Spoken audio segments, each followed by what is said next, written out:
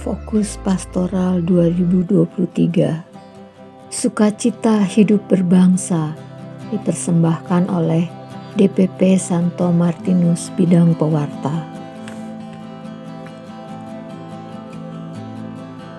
Anakletus Cilikriwut. Cilikriwut merupakan pahlawan nasional berasal dari Provinsi Kalimantan Tengah. Lahir pada tanggal 2 Februari 1918 di Kasongan, Kabupaten Katingan, Kalimantan Tengah. Ia merupakan keturunan asli Dayak Ngaju. Cilik selalu bangga menyebut dirinya sebagai orang hutan karena lahir dan dibesarkan di belantara Kalimantan. Di sisi lain, ia juga merupakan pecinta alam sejati yang selalu menjunjung tinggi budaya leluhurnya. Saat masa mudanya, Cilik pernah 3 kali mengelilingi Pulau Kalimantan hanya dengan berjalan kaki, menaiki perahu dan rakit. Pendidikan dan kariernya.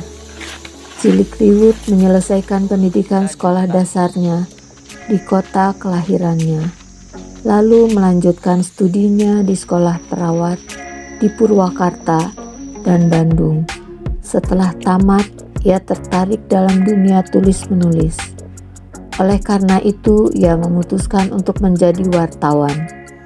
Pada tahun 1940, ia sudah menjadi pemimpin redaksi majalah Suara Pakat dan banyak tulisan yang dihasilkan, antara lain Sejarah Kalimantan.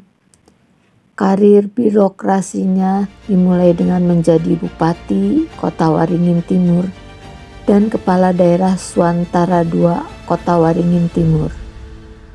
Karir birokrasinya makin meroket ketika Cilik menjadi Gubernur pertama Kepala Daerah tingkat 1 Kalimantan Tengah. Ia mengubah Pahandut menjadi Palangkaraya dan dijadikan sebagai ibu kota Kalimantan Tengah. Cilikriwut juga pernah mengajukan pemindahan ibu kota Indonesia dari Jakarta ke Palangkaraya. Saat itu pertimbangannya, posisi Palangkaraya berada di titik tengah Indonesia, sehingga aman dari ancaman negara lain. Jabatan terakhirnya sebagai anggota DPR RI. Perjuangan dan jasanya. Pada saat Jepang berkuasa di Indonesia, putra Dayak ini menjadi intelijen militer Jepang. Tugas yang diembannya adalah mengumpulkan data tentang kondisi Kalimantan. Dalam hal ini bukanlah ia berkhianat. Ia melakukannya seperti yang dianjurkan oleh Soekarno, yaitu melakukan politik kompromi, sembari mengambil ilmu perang dari negara yang berhasil mengusir kekuatan Belanda dari Indonesia itu.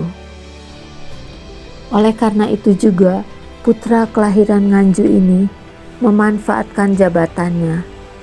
Posisi strategisnya dipakai untuk mengakses seluruh daerah di Kalimantan.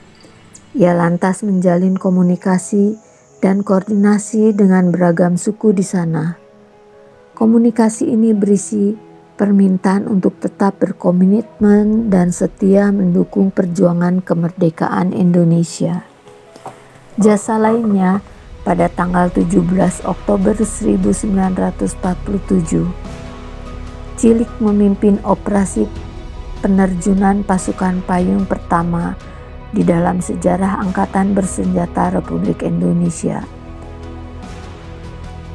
Tanggal ini lantas menjadi tanggal bersejarah dan dijadikan hari besar pasukan khas TNI AU. Atas jasa ini, Cilikriwut diberi pangkat mayor dan pangkat terakhirnya adalah Marsekal Pertama Kehormatan TNI AU. Cilik juga berhasil membuat Pulau Kalimantan masuk ke Republik Indonesia. Ia berhasil mewakili 185.000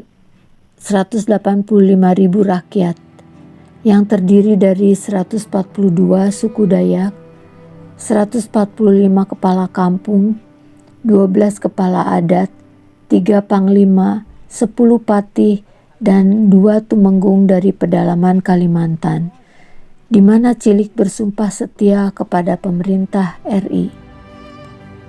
Secara adat di hadapan Presiden Soekarno di Gedung Agung Yogyakarta, 17 Desember 1946.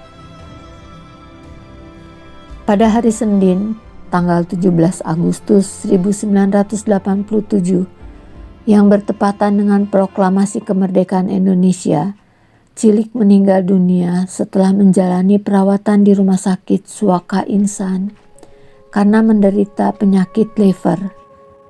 Saat itu ia berusia 69 tahun. Ia beristirahat secara abadi di Makam Pahlawan Sanaman Lampang, Palangkaraya, Kalimantan Tengah. Atas berbagai jasanya, Cilik dianugerahi Gelar Pahlawan Nasional pada tahun 1998. Di masa pemerintahan B.J. Habibie, namanya pun diabadikan sebagai salah satu bandar udara di Palangkaraya.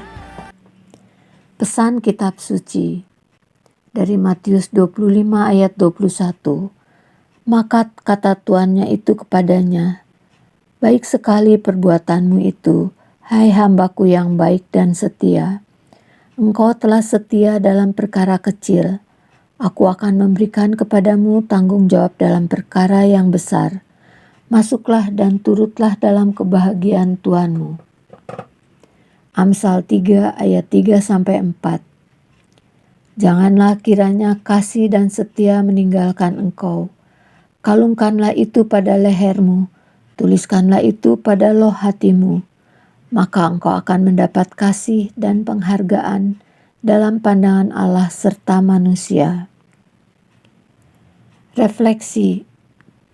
Kesetiaan itu lebih pada komitmen daripada balas budi atau balas jasa.